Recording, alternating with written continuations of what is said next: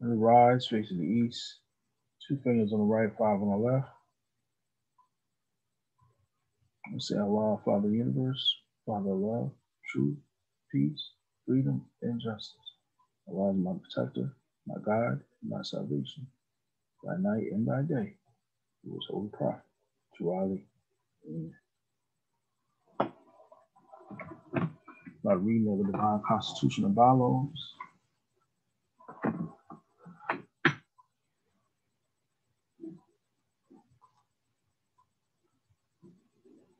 salvation, Allah, unity, the Moorish Science Temple of America, the divine constitution and bylaws. Act 1. The Grand Sheik and the chairman of the Moorish Science Temple of America is empowered to make law and enforce laws with the assistance of the Prophet and the grand body of the Moorish Science Temple of America. The assisting Grand Sheik is to assist the Grand Sheik in all affairs if he lives according to love, truth, peace, freedom, and justice, and it is known before the members of the Moorish Science Temple of America. Act 2. All meetings are to be open and closed promptly according to the Circle 7 and love, truth, peace, freedom, and justice. Friday is our holy day of rest because on a Friday, first man was formed in flesh, and on a Friday, first man departed out of flesh and ascended unto his Father God, Allah. For that cause, Friday is the holy day for all Muslims all over the world. Act 3. Love, truth, peace, freedom, and justice must be proclaimed and practiced by all members of the Moorish Science Temple of America. No member is to put in danger or accuse falsely his brother or sister on any occasion at all that may harm his brother or sister because Allah is love. Act 4. All members must preserve these holy and divine laws, and all members must obey the laws of the government, because by being a Moorish American, you are a part and partial of the government and must live the life accordingly. Act 5. This organization of the Moorish Science Temple of America is not to cause any confusion or to overthrow the laws of the Constitution of the said government, but to obey hereby. Act 6. With us, all members must proclaim their nationality, and we are teaching people their nationality and their divine creed, that they may know that they are a part and a partial of this said government, and know that they are not Negroes, colored folks, black people, or Ethiopians, because these names were given to slaves by slaveholders in 1779 and lasted until 1865 during the time of slavery.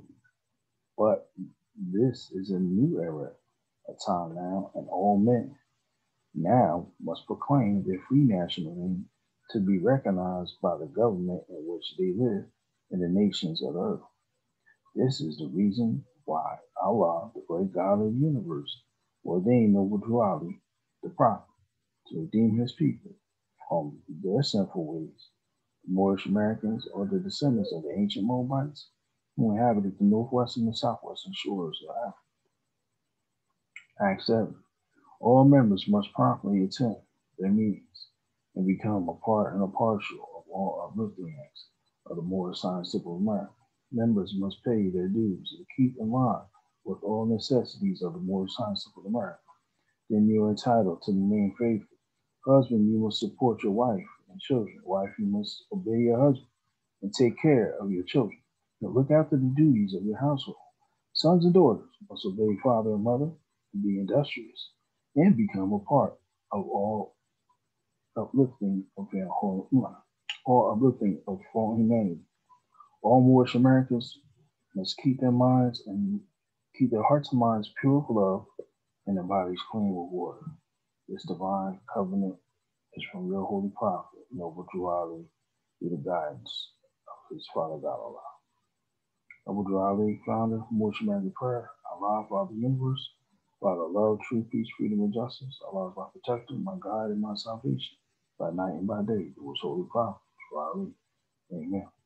Moorish Science Temple America, Home Office, Noble Drew Ali, Home Office, Chicago, Illinois, United States of America.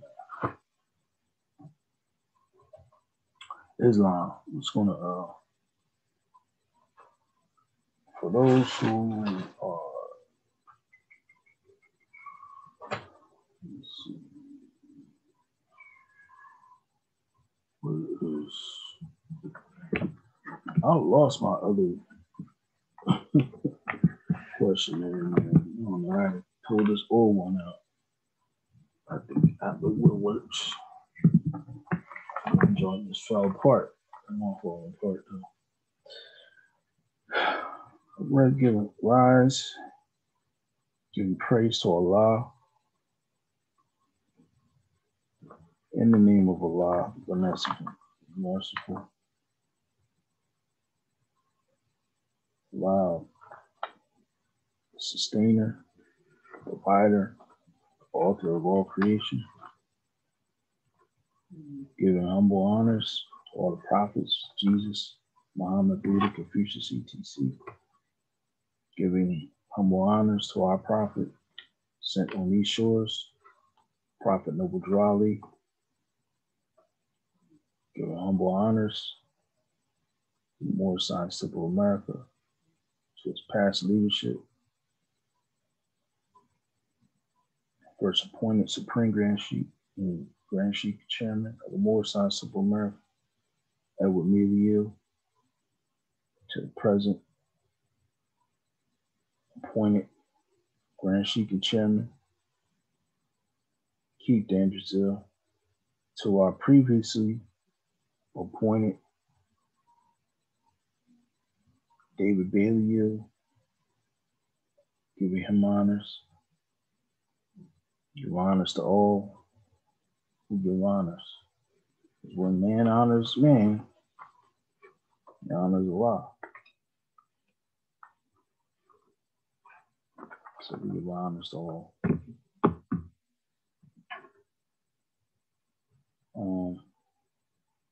We have the last time we left off, we were talking about question 19. And now we did question 18, we talked about religion. And, you know, we said Islamism, we broke that down knowing that Islamism deals with a system on which your religion or what you believe in is basically a focal point of what, you know, how your system was ran. So the key things is, you know, the laws of your religion help conduct the laws of your society, your group. Many organizations and organizations, but societies and communities and nations run off of that. In the Jewish society, you know, saying the Yiddish or Jews, you know, all different types of Jews, also the Amish, who's the other ones? The Mennonites, all the, you know, so forth and so on, you know. Even the Latter-day Saints, if you go over there with, you know, Seventh-day Adventists, the Mormons, you know, they have societies, you know, separated, you know, which they live, you know, even Rastafari, you know, you go to different, you know, parts up in, like more so like in the mountain areas in Jamaica where, you know, you see a lot of Rastas and they, you know, they have their community, they're governed by that, you know, they're governed by what they, you know, those laws that come out of their holy books, you know, with their elders and scribes, priests, or whatever you call them, spiritual men, or, you know, come together and derive their laws and customs are derived from it. So a lot of our laws and customs are derived from Islam, you know what I'm saying? Collectively, you know what I'm saying? So, you know, we have our laws, you know, dealing with us in Moorish America, and then we also are supposed to adhere to the laws coming out of the Quran, you know. So I say, well, you know, this debate over the Moors, and they talk about, you know, polygamy. Polygamy. You know, we're allowed to have more than one wife, you know, and so forth. So, the Quran, if you live for by the Quran specifically tells us that, you know, you can have it if that is necessary, you know, what your hand, what your right hand can bear, so what you can actually hold responsible for, which is for.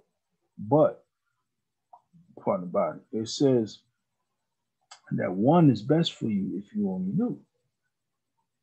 So the Quran, which is we believe is the revealed word of Allah, if it says that only one is best for you if you only knew, then that's what it is. Only one is best for you.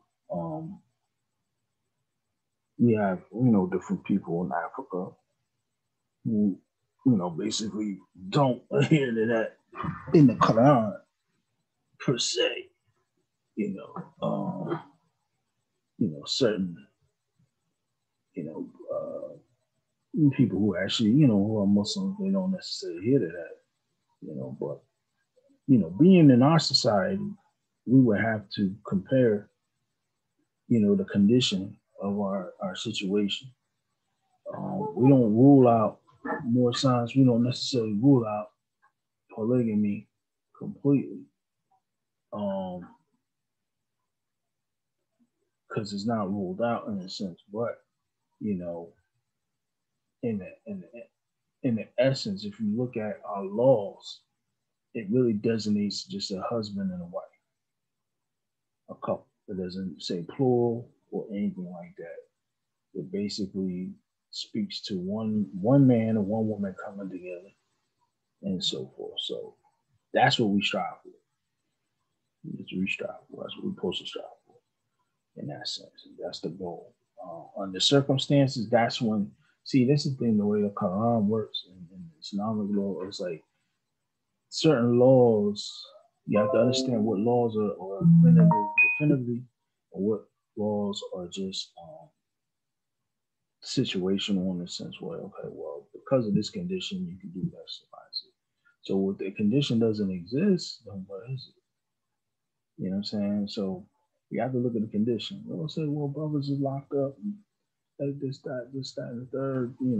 It's one thing, I'll say this. You can't jump from broken house homes to polygamy. Like, fix the household first, fix the regular structure first, and then maybe you can move on to polygamy. But the essence or just the concept of it has to be adopted, where mentally people are able to get into that mode, where the women is able to get to that mode, and the men have to get into that mode, because the men have to know that you have to balance the relationship between both women. You can't just be like, okay, because you're going to end up, can you balance both of them? Or are they going to get, are they going to be, are they going to be jealous of each other? How can you deal with that on a household? Women, are they going to be submissive, saying to knowing that your position and their position or whatever, or, can they stomach that one night you're going to spend with this one? And, they have that concept in their mind, like, oh, he's with this one. You know what I'm saying? Tonight. He's gonna be, can they understand that? So being that we've been groomed in a romantic um and romanticism, which comes from Rome, it's an ego based concept of relationships. That's why it fails so bad in the Western world.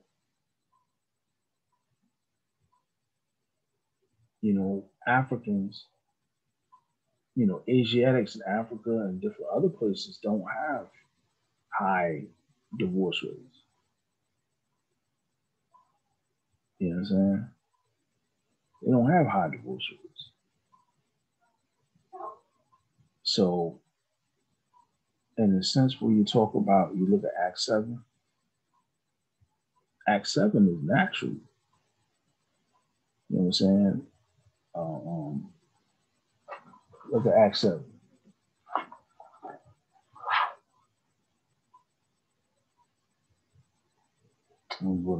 Husband must support his wife and children. Wife, you must obey your husband and take care of your children and look after the duties of your household. Sons and daughters must obey.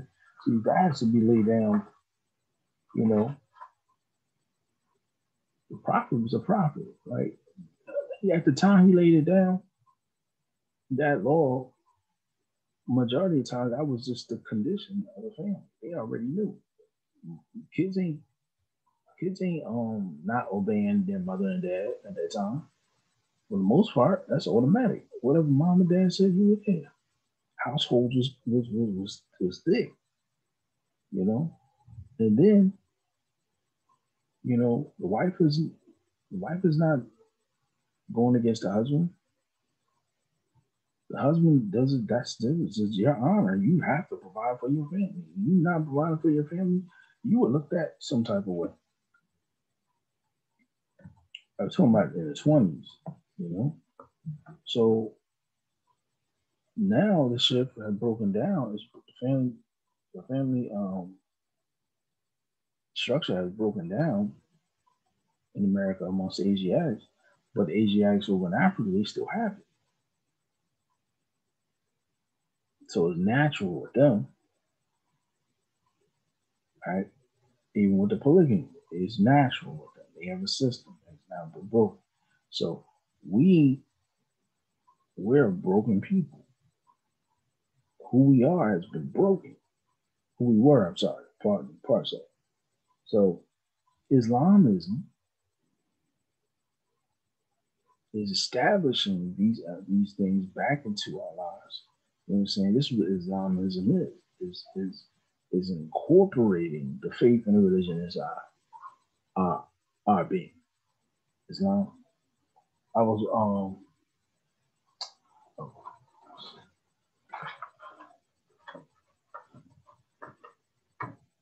see, I don't even want to draw off of it like that, but I might have to.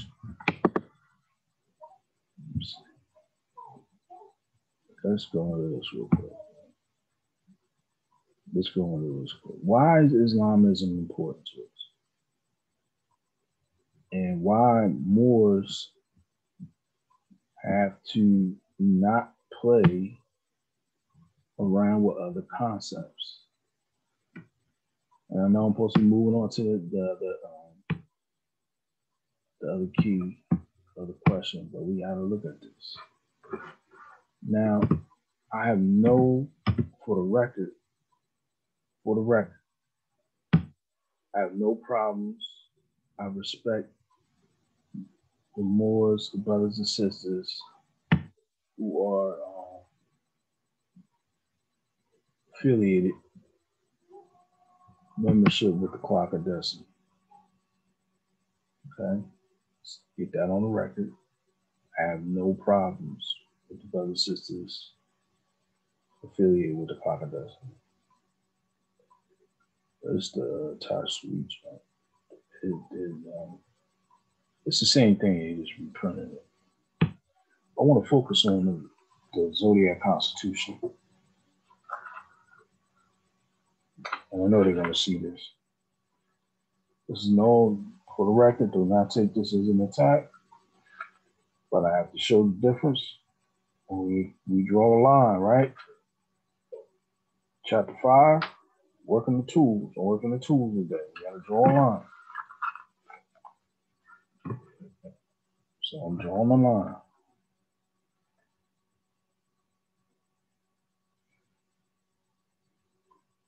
This is Article 3, Zodiac Constitution. And you know, this is for the Moors who don't know. And they use this and they follow this out and thinking that they can merge this with what the prophet, Noble Ali. He said, what is our religion? Islamism, right? So moving forward into the information of the Zodiac Constitution, you will notice, I don't know if I can highlight something. And it says here, the Moors referred to as Negroes definitely can never become members of the citizens of the Union Society of the 48 States. Therefore, they cannot be forced or drafted into the Union USA Army or military service to fight the Magna Carta Code or the white supremacy against themselves. Okay, firstly, pause. Okay, we know for a fact that on our nationality card it says, "I am a citizen of the United States of America." Also, in our divine constitutional bylaws, it said we are part and parcel of the said government. Now, some say, well, that means the government means the government within the Moorish Science of America. Not necessarily. When the prophet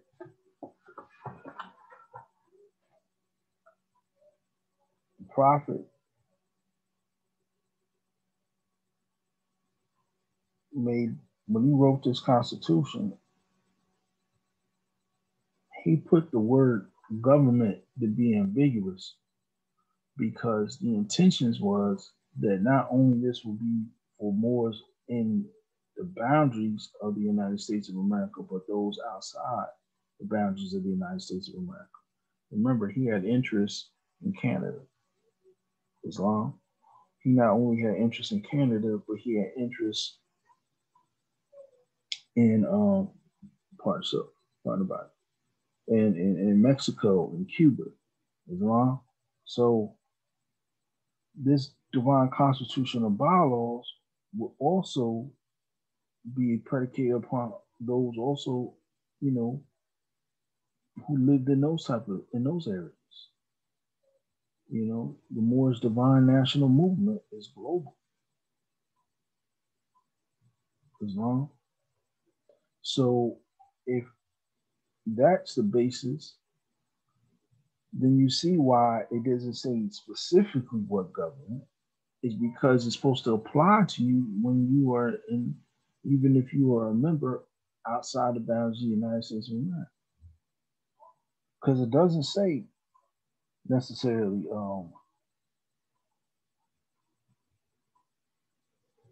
you know, United States of America. It doesn't even say Moorish America. It said members. It says with us, all members must proclaim. It says members.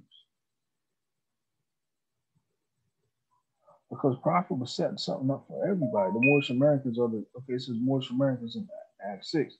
But what it's saying is this: the Prophet was putting something in place for something to be more on a scale of a global, on a global scale. He wasn't just doing it just for the United States. He had a concept to go beyond. He was going to fix home, and then this message was going to go out to others. So, but let's stay here. I hate that point, but to say this, and no disrespect to anybody who follows after CMB, the Zodiac Constitution, what it says here, is contradictory to what the prophet was prophesying.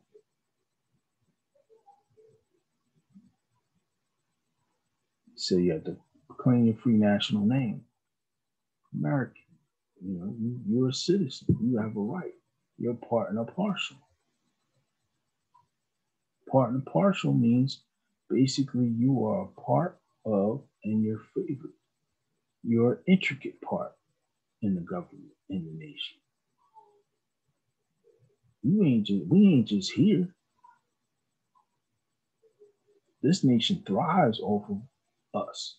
There's a thing, a show coming out now. Documentary show.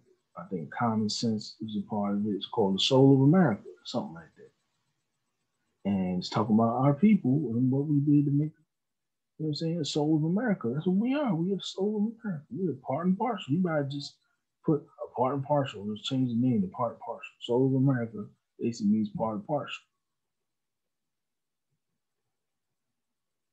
You know?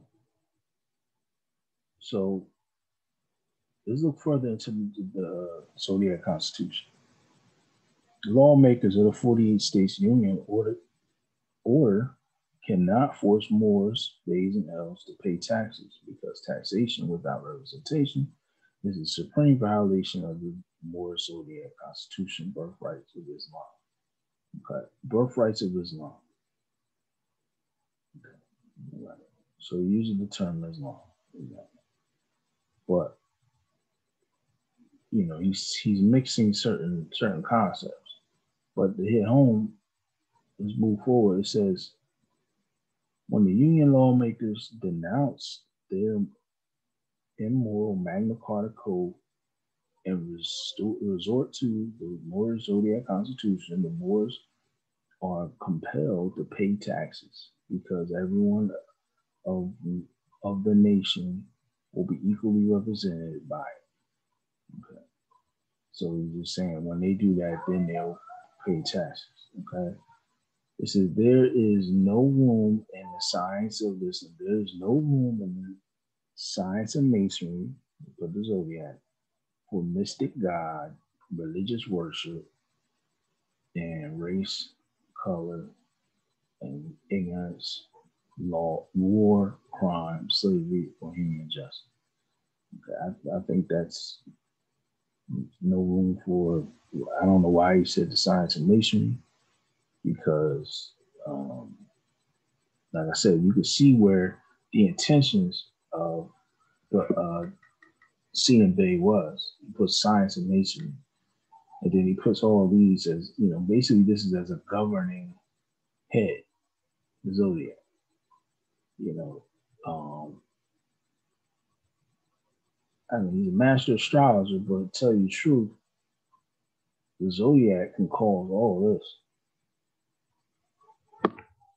depending on what you, depending on the time, era, in which you're, the fixation of the stars, the universe would be more probable for any of these to occur.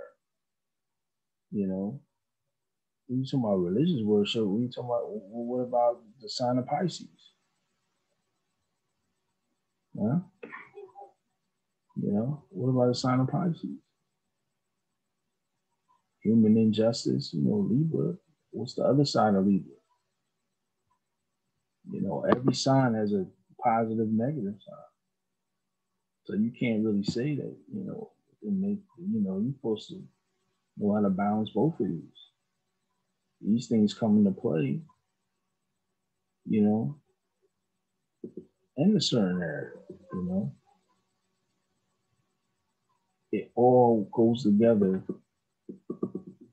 under, under circumstances. A law governs all, law governs all events, but a law, he knows all things. So at least, I understand that, nobody wants these things to happen. But the zodiac sometimes I won't say causes it, but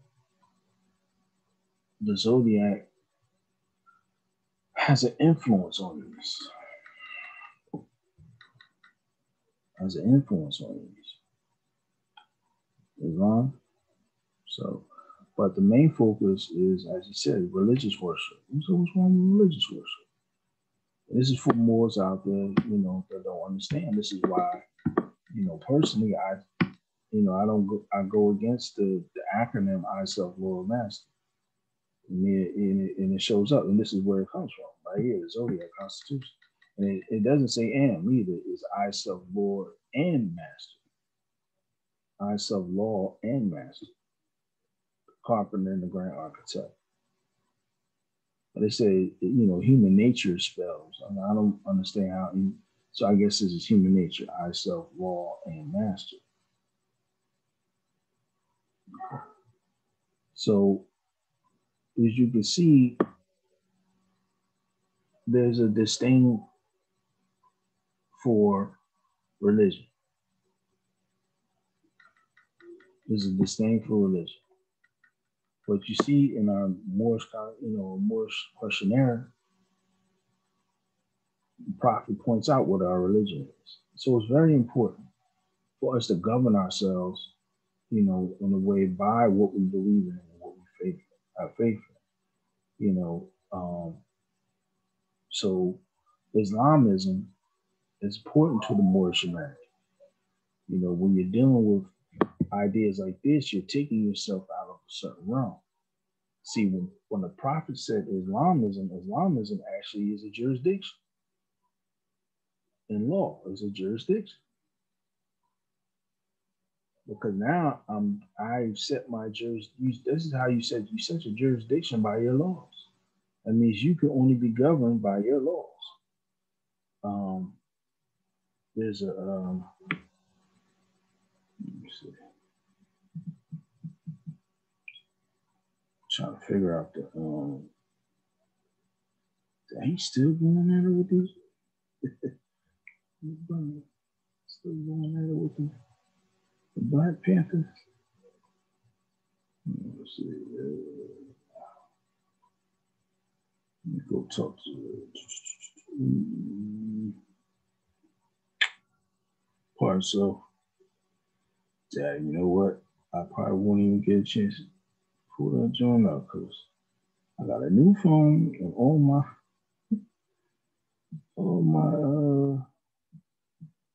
contacts is I know all my contacts, all my dialogues with certain people is not even there anymore.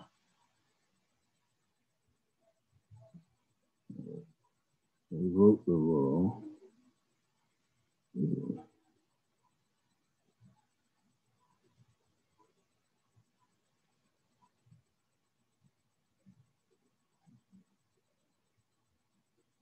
Yeah.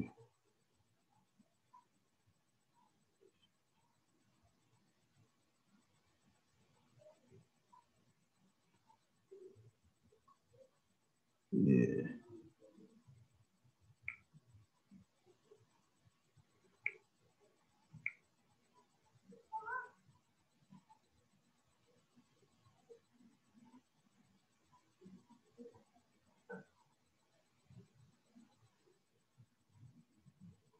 Mm.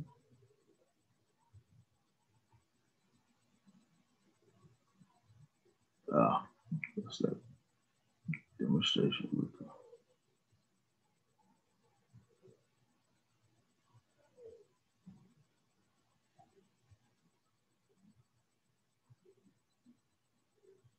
Yeah, there's actually a law talking about Islamism. If you look up Islamism, it's a legal cause for enfranchisement.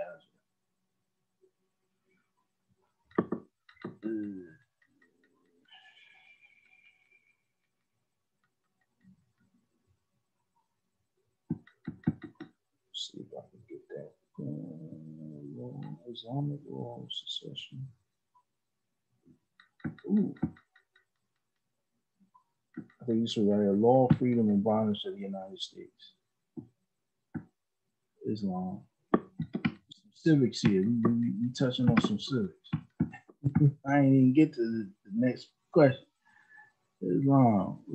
As I said, Morris, when the Prophet put this stuff down, man, you can actually open up a whole. You can actually open up a whole. You can do several lessons off of just one question. You know, do that again, refresh it again. My fault. I keep moving around, man.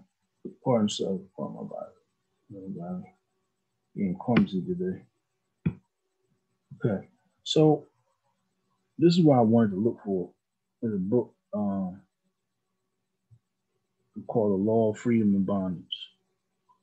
And on this particular page, on this particular page,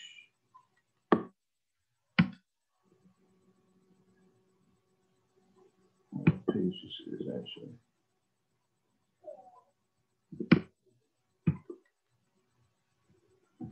This is 147, that's 147. This one is.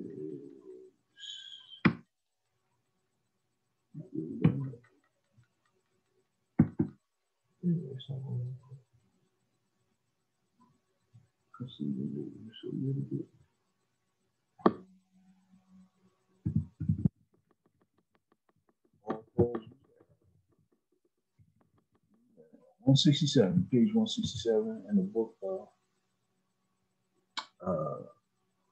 called The Law of Freedom and Bondage. And it reads right here, it says, in analogous circumstances, it does not appear that they ever have recognized the religion of persons held in bondage as determining their condition in respect, listen, in respect to the possession of personal liberty, or considered the conversion of a slave of a different faith to Islamism a legal cause of enfranchisement. Okay? Difference of creed is viewed only as one of the circumstances which justify the original act of enslavement. It is probable, however, that with them, adherence to the faith causes a certain recognition of legal personality and capacity for rights. Islam. And from the intimate connection between their civil and religious codes, civil and religious, we're teaching our people what? Their nationality and their divine creed, Act 6. Civil and religious codes, that it would be unlawful to sell such converted slave to anyone who was not of the same faith, in which cause such slave would really no longer be treated as a chattel or an object of property in the same degree as when unconverted. The slavery of Christianized Moors and Negroes was for a time maintained in some parts of Europe. Okay, so look, you go down here, talks about Muhammad law. This is what I'm talking about, jurisdiction. We talk about jurisdiction, right? Islam, but the whole concept when you establishing a religion, it's important how you establishing jurisdiction. You throw the religion out, how are you establishing jurisdiction? What are you going to say? Oh, I'm a Moor, and my indigenous, and I'm this and that. Okay. What else? The religion encompasses a whole lot. It encompasses codes of law, conduct, diet, a whole system of life. Throw that out. What are you doing? Like, what is it? You follow the zodiac. Okay, the ones that captured you follow the zodiac.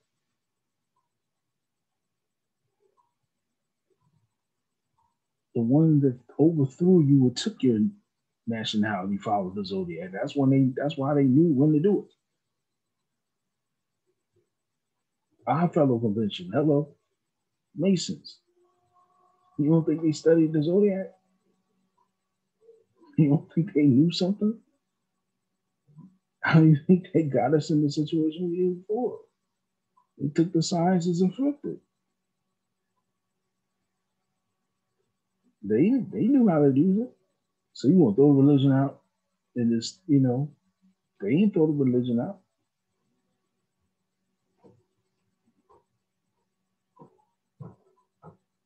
One group of Europeans, they didn't have religion, so they made one up. Because it was like, we don't want to be Christians, we don't want to be Muslims, so we're gonna adopt this Jewish one.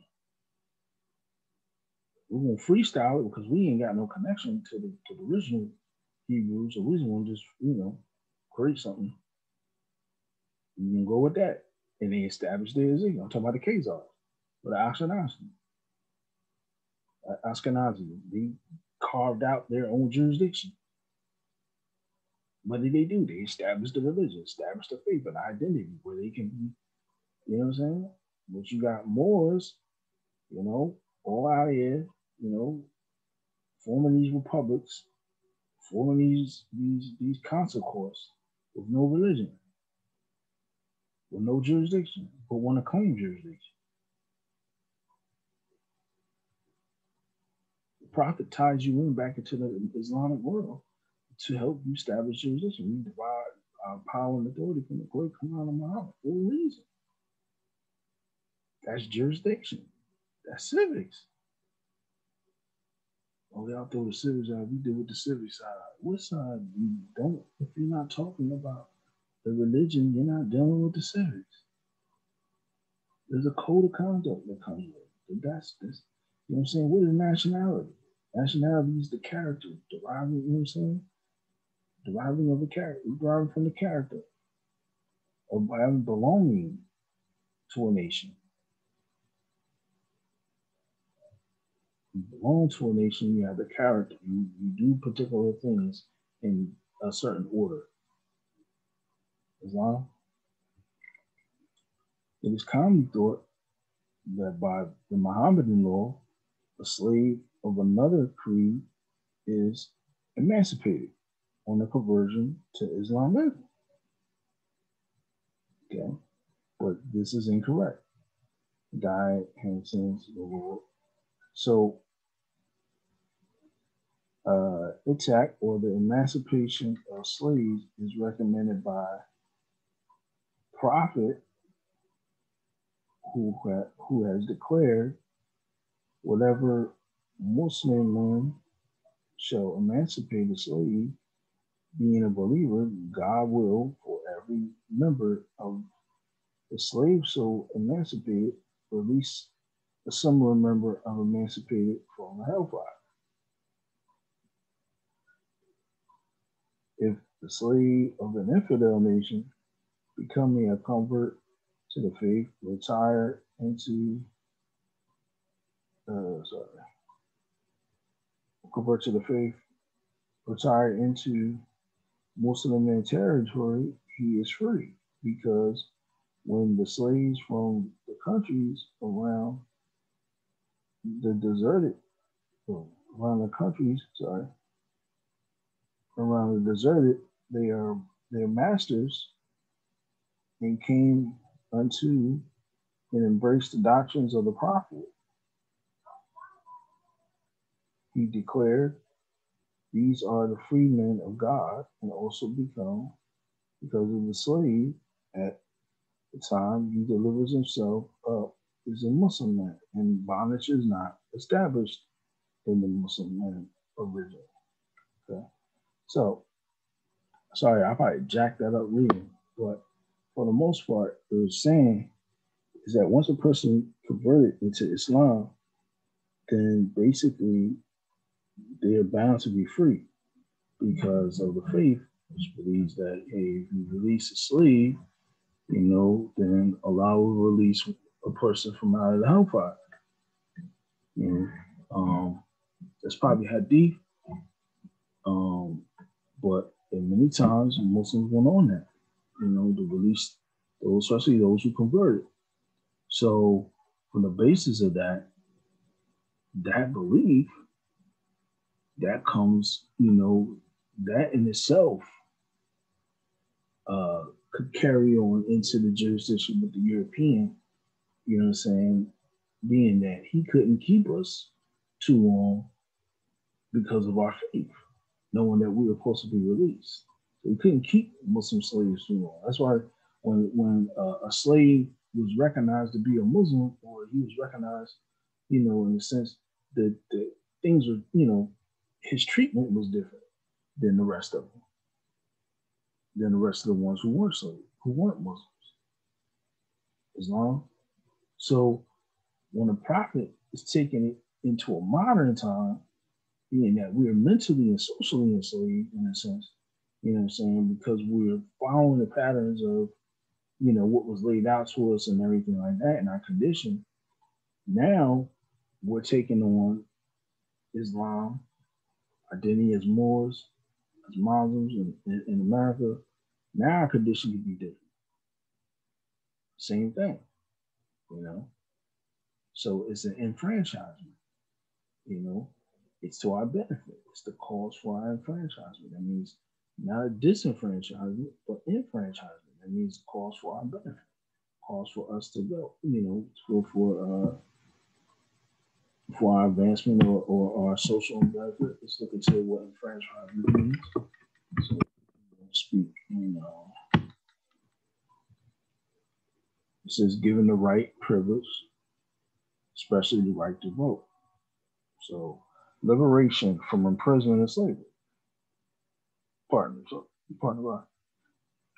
So that's the second one. So liberation from slavery, or just the right to vote, or our enfranchisement, our status transfers, our status changes.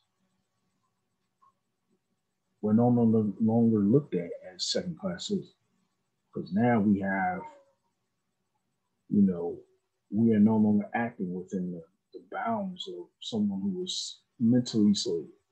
You know? So that book is The Law of Freedom and Bondage. Okay, let me touch on, like I said, you know, I'm not here to, like I said, once again, for the record, I have no problems with my brothers and sisters in the Zodiac, you know, the Clock of Destiny and whatnot, but I'm really talking to the Moors who are blindly using the Clock of Destiny materials and combining them with the Prophet Noble Drew Ali, thinking that they're one and the same. And like I said, I'm drawing a line and letting you know that the Prophet is 100% right in comparison to, you know what I'm saying?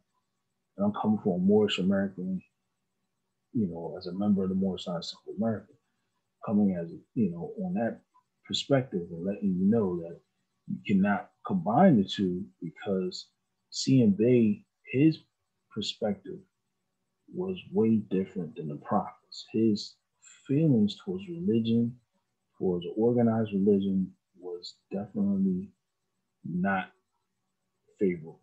He did not see the purpose of religion. He was more into his understanding of the zodiac and those things as more important than, you know, establishing religion, establishing that, you know, that idea. And that's what he went on. That's why he wrote the Zodiac Constitution. And you can read it. When you read it, you'll see the undertones of him feeling towards, you know, religion, the movement, and stuff like that, because he just didn't agree. That's why people say, well, he got kicked out. He didn't kick out. He left. And what the elders told me,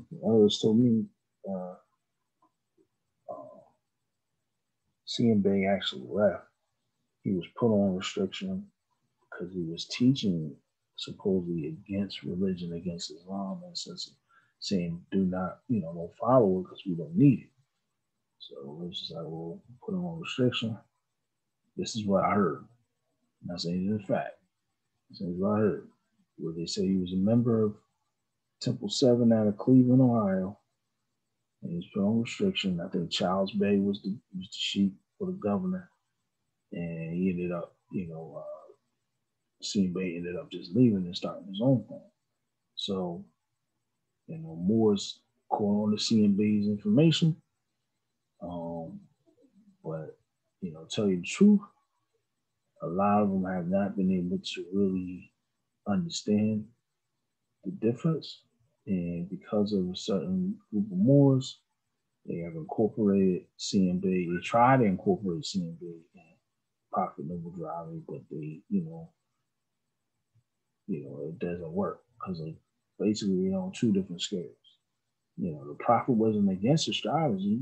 He used astrology, but it wasn't on the level of it was just on a level that was incorporated. Everything was holistic and unison. You know, it wasn't this here and this over here. You know, and this is where you'll see a lot of Taj Tariq Bey's jargon comes from out of here, even though he was never a member of CMB's organizations. You know, out of this comes out of, you know, see, you got Zodiac there. Like I said, you said I self law master and master. Say that's Islam, is nature, you know. Yeah, your natural self is a Muslim. You know, Islam is a way of life, stuff like that. It's, you know, being one with nature and stuff like that. But it doesn't say I self law and that because there's no I. When you're one with nature, you don't really see I. You see the oneness. The ego is not there. It means you see your connection with everything in the universe. When you see your connection, that means everything has a value as much as you a value. Because you see Allah and everything. So what is the oneness? The oneness comes through Allah. Allah, you see Allah in all things, in nature and man. So when you see that, you're not thinking about I is not even included. It's Allah. It's Allah. Allah is in this one. Allah is in this one. Allah is in this one. Allah is in me. Allah is one with me and everything else. So when you focus on Allah, you're connecting yourself to everything in the universe because that all of it comes from Allah. When you say I, self, so you got two egotistical words, main words here. I and self. What's self? You say I, self, what's self? The truth, what's self? You got two selves. I, self, lower self. What is that?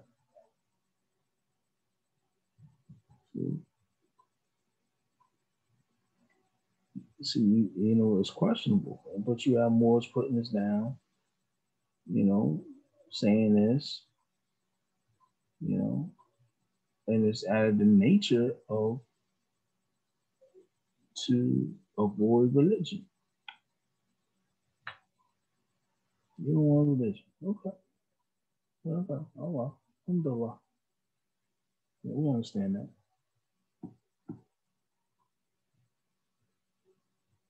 But that's what it is. You know, Moors have to be honest. That's why they gravitate to this. But when you understand, like as I broke down, you know, I read the portion of that book, you know, you understand the nature of it, you'll understand the importance of religion and how it ties together with civics. So you go into, I said this book here, The Law of Freedom and Bondage. Basically, once a slave was recognized or seen as a Muslim, their treatment was different from the rest of the slaves. And they knew that they couldn't necessarily ship them to another master who might not have been a Muslim or might not have known the faith. Because if I ship you off, you know, it might cause you to, you know what I'm saying, you might not get the treatment that you needed as a Muslim. You know, so recognizing Islam, you know what I'm saying, it caused, in the Muslim world, it caused for you to, you know what I'm saying, receive better treatment. You know, even with the European, you got specific different, your treatment was different than when you were, if you were recognized and went under the idea of just a Negro slave. This is why they were able to, you know, they're able to basically advocate themselves to freedom better than what other slaves. But see, the European caught on. He had to change the laws of even within that. So, but what the prophet did was actually take this concept, you know, Allah leading him, you know, he was able to, this concept was able to show up in itself, and you know, what we do in Act 6, you know, our status, your status changes. Your status is how you treat it. You're not treated as that's what status really is. It's how it's doing changing your status is changing the parameters around you in society to affect how you're treated or how you're viewed. So how do you change your status? First, you proclaim your nationality. But within proclaiming your nationality, you connect yourself to a group of others with right mind, same culture, and so forth, in which your identity. I am an identity. Then you begin to body the character of that nationality. It means when you so when your turban, you know, your symbols, clothing might change. You say Islam, you have a better respect, a better rapport with society and your community. When you speak, even in times of distress, you still hold a particular, maintain a particular calm and character. You don't necessarily, you're not irate. You don't become irate. You know, we're not cursing at the police. They keep showing that, idiotic video with this elder guy in a pickup truck. It happened in Pittsburgh. But, he got his flag and he's cussing at the police. So I knew he's this and that, whatever. Almost ran over the flag. He's so into his ego. But more as they, who don't know, they brag, they glorify that. Oh man, that's the worst video ever. It's the worst video ever.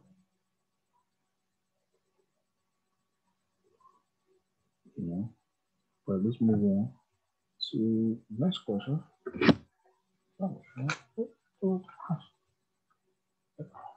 Sorry. My apologies. Oh man. I spent I told John you can go spend a whole doggone day, a week, more, a whole bunch just on one question. All right. Praise Allah. The question 19. What kind of flag is the Moorish? Right. Now answer is red. It is a red flag with a 5-pointed green star in the center. So we look at idea of what we call, let's go back to sharing. I'm not going to keep y'all long either more. I think we're going to stop at, we're just going to deal with the flag today. And then the flag questions. And then we'll just, and then next week we'll just deal with the holy, we'll get into Holy Day and, Jesus and, and so forth. So let's deal with the flag questions. Okay. Let me share my screen again. Islam.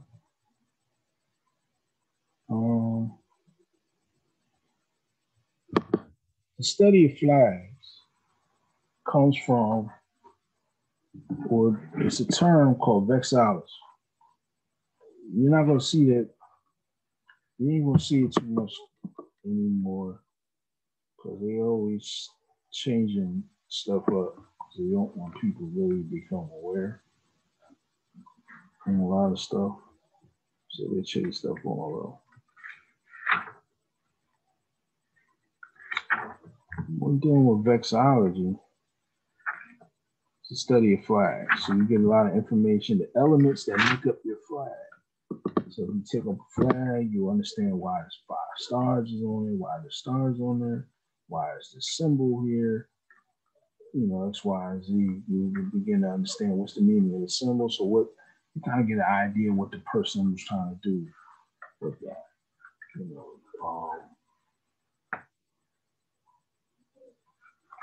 We'll deal with I'm gonna come out of Carrie Lindell's book, The Moorish American's Guide to Understanding Citizenship. So we go into questions about the flag. Yeah, I had it. There we go. Okay. Must keep in mind there's different rules about it. Let me get into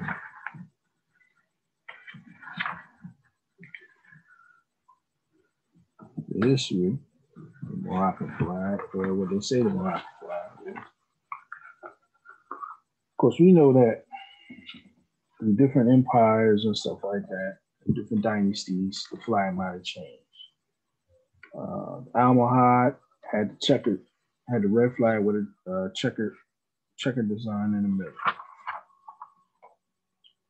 Then you had the Marinid or the Wattasid or the Saudi dynasties. They had a more like an octagonal star in the center. The Alawiya up until 1915, they had it's a red flag, pure red flag. And then the flag of Morocco, introduced as a national standard, was in 1912, and by 1915, this flag has been flying all over Morocco. So they introduced it, but it wasn't necessarily flying at the time. Morocco was still under occupation. So the Prophet was flying a flag even when Morocco was under occupation, he was still flying the flag over. But he said it's the Moorish flag. He didn't say the Moroccan flag.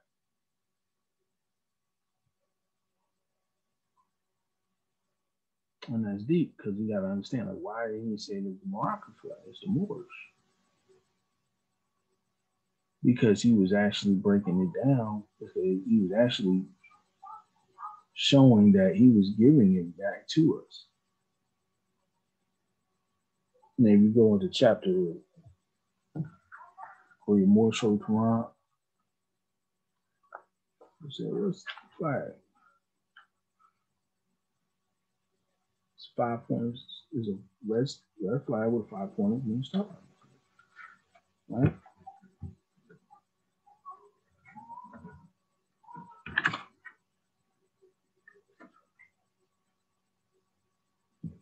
All right.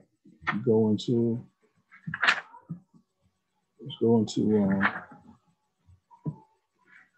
and this is civics. If you I don't teach them civics, we're learning civics right now, Mons. Okay. Go to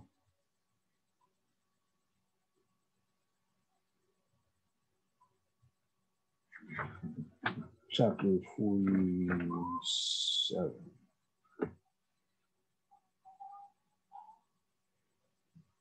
All right.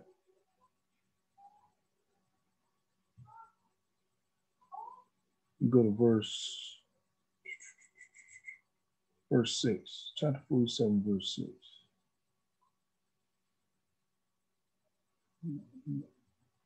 And it says, the Moabites from the land of Moab received permission from the pharaohs of Egypt to settle and inhabit the northwest Africa.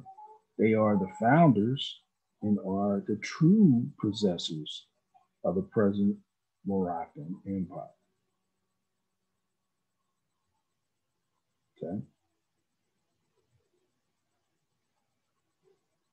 So he's giving you a connection of ancestral group that actually found it. And when you find it, when you find something, that means you're technically are the true possessor of it. It's yours. You found it.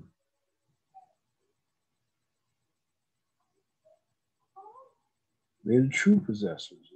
That's why he had true possessors, because there's other people possessing it that are not the actual people who are not true. Morocco has several amalgamations migrations of people who are not even from that land who are in control, whether it be the Arab or the European. I was watching a documentary earlier today about prostitution in Morocco with the young boys. And how the tourists, the European tourists go in there, male European tourists, they go in there and, they pretty much go there looking for young men and young boys. And the young boys who are poor, they come from the poor district, they're sent out by their family to look for money, to go get money. And they can't come back. This is one of the young men said in the interview. He said they can't go back unless they have some money. So money's not easy to come by. So they said, well, we have to do what we have to do. Basically, that's what he said. Basically, we end up, a lot of us end up actually doing favors for these European men, and we get the money. But then when our parents find out what we did, they kick us out of the house.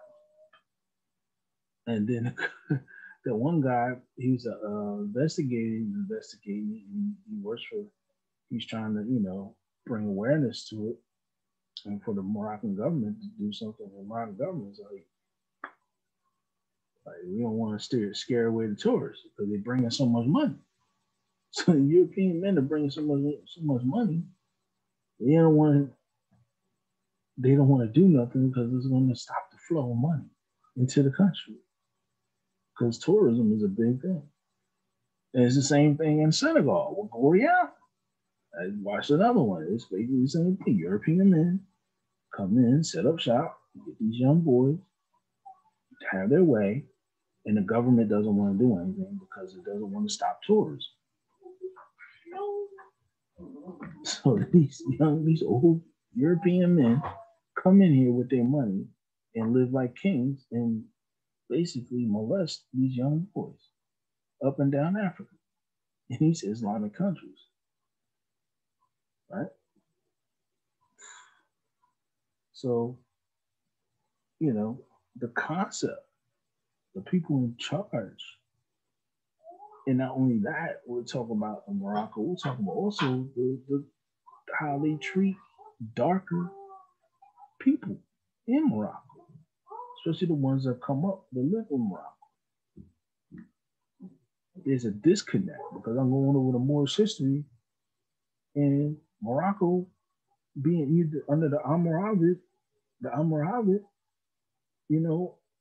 many of it, what made the Almoravid came from the tribes that lived along the Sahel and down to Senegal, stretched all the way down to Senegal. It was those clans and those tribes that came up and formed the Almoravid dynasty. Morocco was included, and being that we know that Almoravid Almoravid's nickname was the Mortar Betoon. The Mortar Betoon was actually being, or the Moabit or Moab, the people, it was a connection to the Moabites. So when the prophet said this is a connection, we have in these are the founders and the true possessors of Morocco, he's not playing. So now he's re-establishing our connection and re-establishing our authority over these particular things, all these elements, and who we are. So we have a connection to Morocco, but this is our connection. So this flag, we had this flag.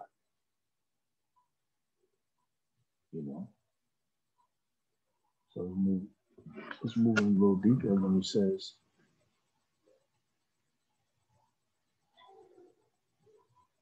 question 20, what do the 5 points represent? Love, true peace, freedom, and justice. Okay, so what is that? So the 5 points represent love, true peace, freedom, and justice. Now, within the makeup of the star under Morocco, they represent the 5 pillars of Islam, supposedly. Okay? But see, let's do a comparison. And I'm not, in no way am I coming at Islam or coming at the 5 pillars. Okay? Let's make it clear. There's no disrespect to establishing the 5 pillars of Islam. We adhere to 5 pillars and the 6 articles of faith. We represent, we definitely hold dear to them. In the Moorish side, simple America, but we deal with science. We science everything up. So love, truth, peace, freedom, and justice is universal. These principles existed way before the establishing or the recognition of these 5 pillars. And these 5 pillars are pulled out of the Quran, within the advent of the revelation of Prophet Muhammad. But love, truth, peace, freedom, and justice are principles that outlive all the prophets. These are universal principles. These are laws, actually. These are laws. So let's look at chapter Moorish Quran of Moorish Simple America, chapter 46. When you go down to verse 7, and it says, through the 10 commandments, the rulers and the rich live, while the poor suffer and die. The lamb is the poor people, the lion is the rulers and the rich.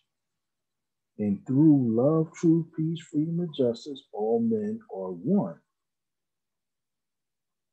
and equal to seek their own destiny and to worship under their own vine and fig tree, after the principles of the holy and divine laws of their forefathers. All nations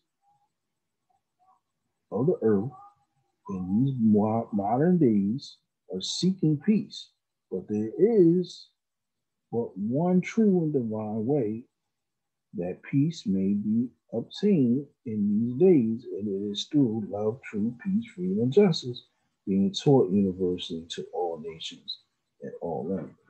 So our creed, we hold love, truth, peace, freedom, and justice. These laws, these principles are valued, are seen as value, high value, and it will help balance everything. You teach love, right? If you teach love, what is love? You find out what love is. Love deals with connection. Understanding a connection between something. You love it. It deals with commitment. You're going to commit with it. And then you have truth. You hold to the principle of truth. That you're going to seek the truth. That you're not going to try to waver from anything that's true. Peace. Hold peace. Freedom. You hold that, you try to maintain freedom almost everywhere. And then justice. Justice balances everything out. And make sure the scales are balanced within everything.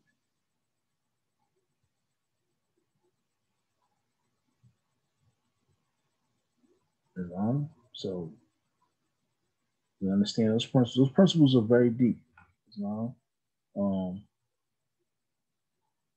We can stand on those principles, but to hold my point in is basically, is love, truth, peace, freedom, and justice, or can be considered laws, and that the star in itself being is basically representing those principles being held. So when we fly that, that means those laws is what govern us, that we, govern us, our actions, character, nationality, quality of character. What type of character? Of course, culturally, we have cultural characteristics, and our fez, our turbans, I explained before, but what else? We have love, truth, peace, freedom, and justice. Those characters, those principles, which birth our character. We hold those principles, your character will conform to the principles that you'll hold. What are your principles? If you don't hold to any principles, your character's going to show. As we grow as men, right? We grow as men, younger, the 20-year-old us, in comparison to our 40-year-old us or 30-year-old us, is different. Our principles have changed through our experiences, right? How we treat women is different now.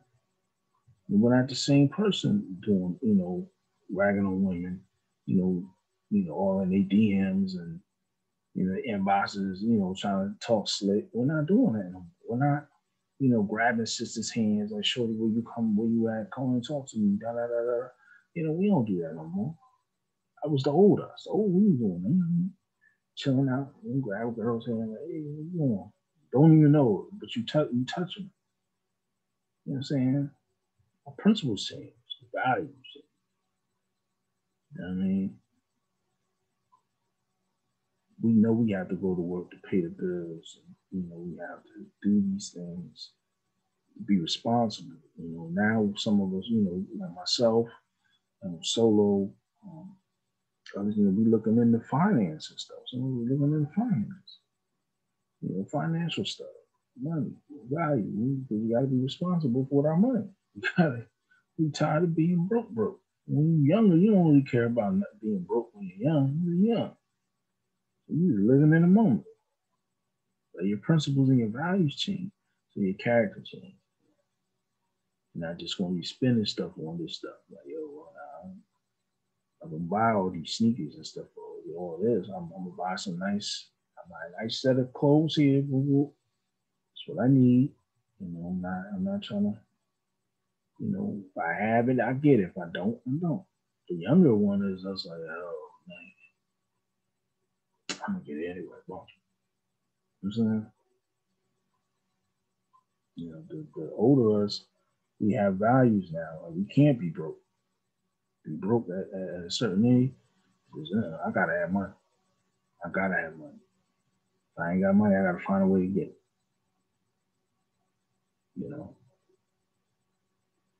I gotta be important. I gotta establish myself in my community. We gotta do things.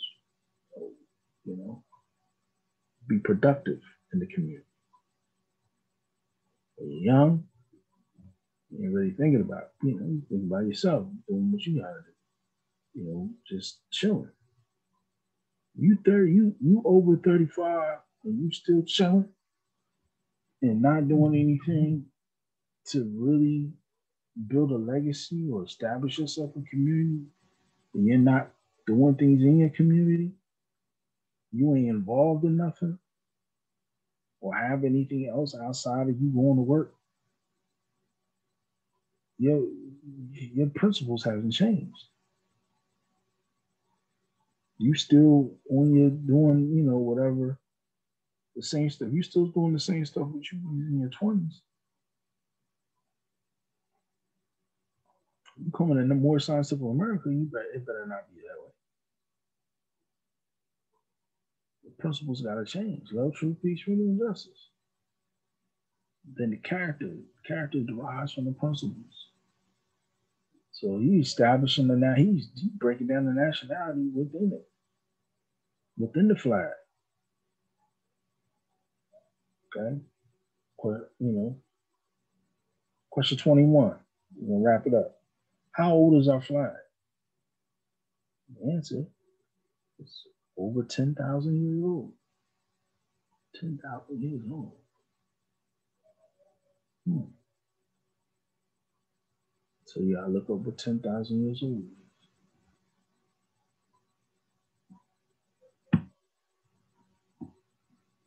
This is something. You gotta look over 10,000 years old. What is that? What do you mean by 10,000? What existed at 10,000 years old? 10,000 years ago. Wow.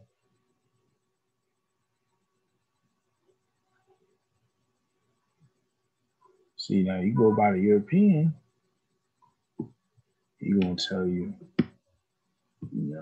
there were Paleolithic age, a whole bunch of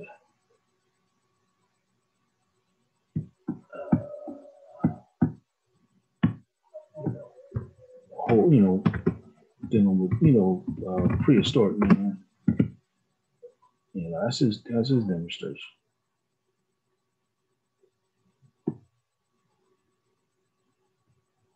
All right.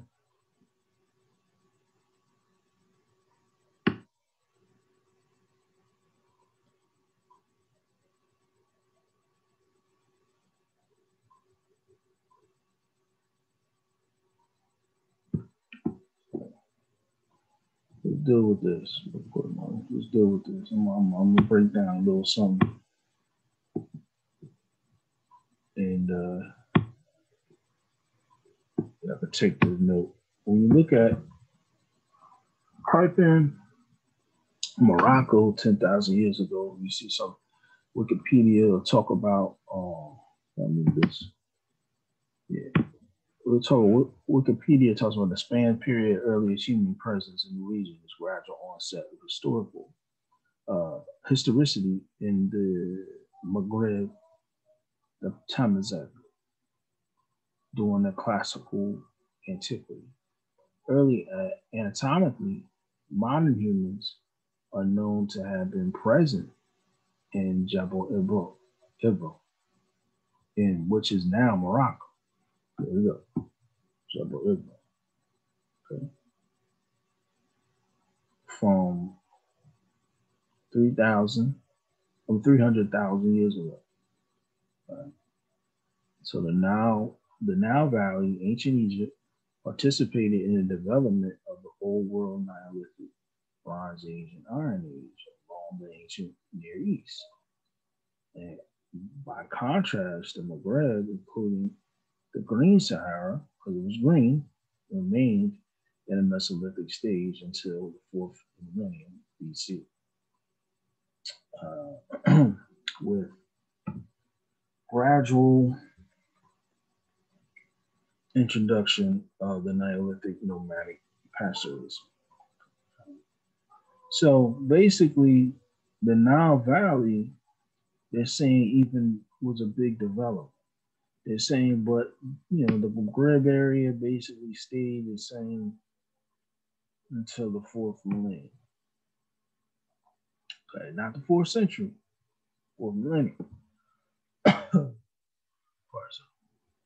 Pardon me. Well, look at this word here.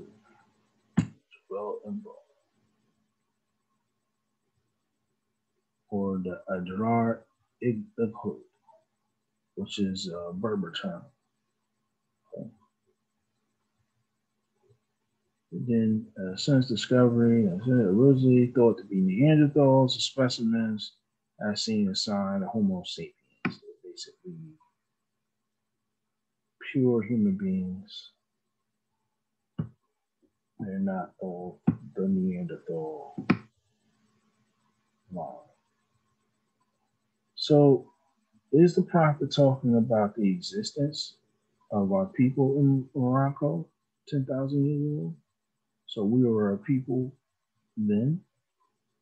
And I'll leave that for y'all to look up into. I'll get a chance. But when he says our flag is over 10,000 years, it means over 10,000 years. It means that we've been in Morocco, we've been in the place over 10,000 years. And people, well, how you know? Well, look into chapter 47. When I go before the great earth, all this happened before the great earthquake. It says in chapter 47. Chapter 47? Where you at? Okay. Their dominion and habitation. We're talking about 7. Verse 7. Their dominion and habitation extended from the northeast and southwest Africa across the Great Atlantis, even unto the north, south, and Central America, also Mexico, and Atlantis Islands, before the great earthquake which caused the Great Atlantic Ocean. So I'm going to give y'all a key. Find out how old the Atlantic Ocean is, and you'll see how far we've been in that area established. And you will see what the prophet was talking about, how old our flag is. Islam Sheikh, can you repeat what you just said? See how old what is? How old is the Atlantic Ocean? Find out how old the Atlantic Ocean is. Or when was the Atlantic Ocean came about? Find out. Then you'll see what the prophet is talking about. There's one. Okay, we approach. I'm gonna let y'all know we gotta work. Brothers gotta get up in the morning, rest. I'm gonna go remove the clothes.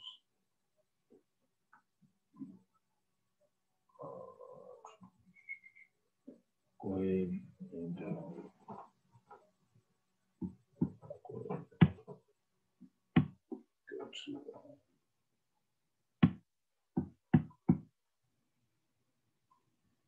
Yeah, once you find that out, you'll kind of get an understanding apart from that. And there's a lot of other books, I'm sure. I know me and Brother Solo were talking about getting this one book by Deuce Muhammad Ali. I think it's in the land of Egypt. I think that's what it's called. But we're gonna definitely get that one. Let me get a chance.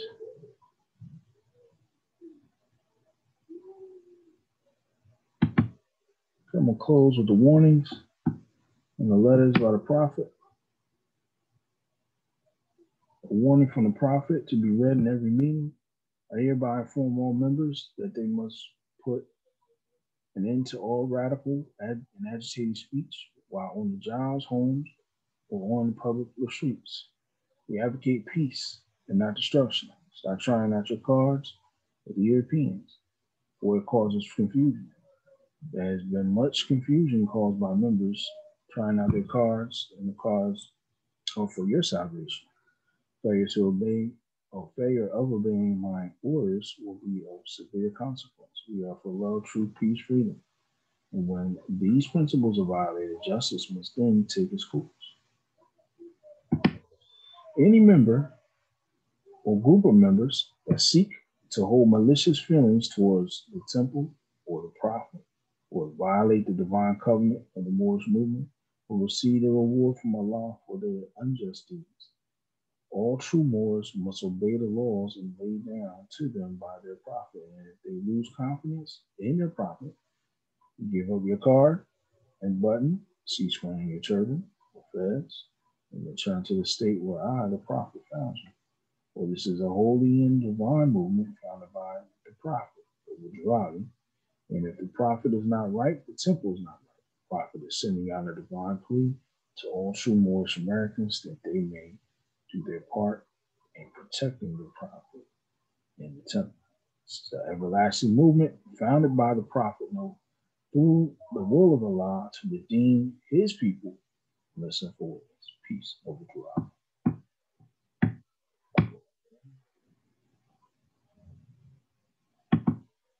To the members, Islam.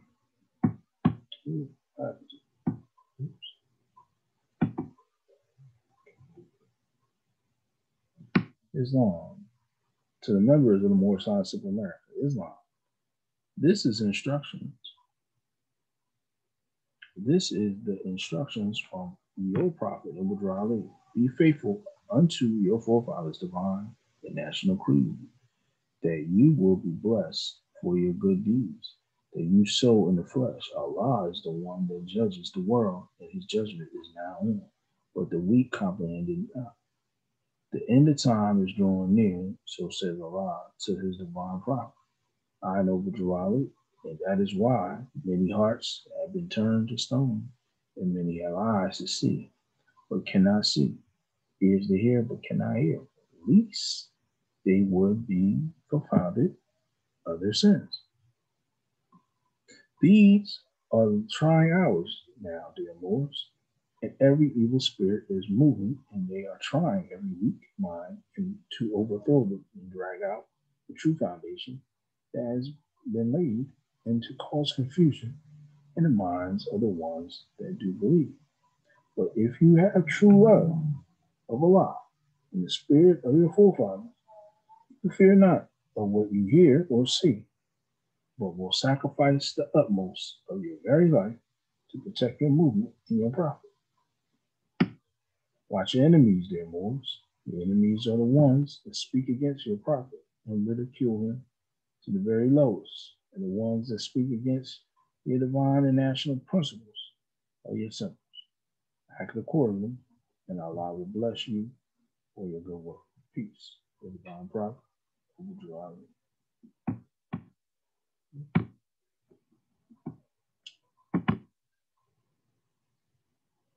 to be proclaimed in every meeting.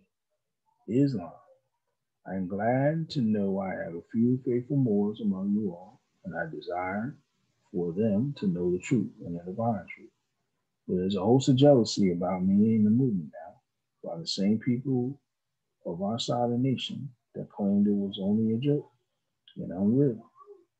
But now, since they found out from the government officials and the nations of the earth that this is the only sole foundation that all Asiatics must depend upon for the earthly salvation as American citizens, they are working every scheme that they can to disqualify me so they themselves may take charge of the situation. I have notified all these things to you long ago in the past. It is to the faithful Moors that I attribute to the movement and the uplifting cause. The ones that pay their divine respect to me and the movement will be remembered. That is why I am calling upon all faithful Moors to increase their faithfulness to your prophet and your divine Moorish movement. I need finance, and I need it badly. Never before have I needed finance so badly as I do present, so I can shove aside the discord that is facing the nation. It all comes through jealousy because of my fame and nobility. The nations of the world will not recognize the movement without I, the prophet, being head. It has been proven by my works, which I have performed in the last few years. Peace. All right, Moors.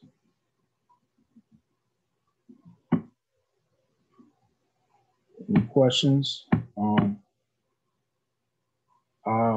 We have some things before I close out. Firstly, we have announcements. Of course, we have the community cleanup on the 27th of March. We're trying to get that done. We're trying to gear up for another lecture at Alkaline Express. We're aiming at the 3rd of April, which is a Saturday.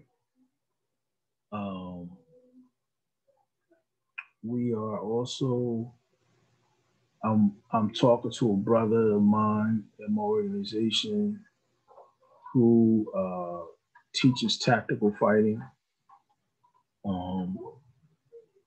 Of course, he does it with, tactical fighting with guns and without guns. So we're going to do the one without guns because that's a whole there's a whole lot of red tape with that. We were after it, but I think the purpose of that would be to establish a code of procedure and help us, physically and just, it'll be a good team building exercise. But it's going to be, a training. The brother does charge 150 a person. I believe it's a 2 day training. Uh, so I would break it down to 75. One give 75. Then we'll just, pay up. But I probably stretch out the training. I probably push it back and see if he wants to shoot for the summer, to do it during the summer, sometime maybe the early part of summer, late spring, um, to do the training, uh, to give everybody a chance to pay that fee and everything, and we'll just have a whole bunch of people sign up. They can 150 for the classes, you know. And then I'm gonna open. I'm not just gonna make it just for mission members, but I'll open it up for anyone else who wants to join as well, to join the tactical. Because what is going to happen more is when they see, us doing such things. I'm going to close out for those audiences paying. Just we're going to close the meeting. I'm just going to go ahead and stop the recording.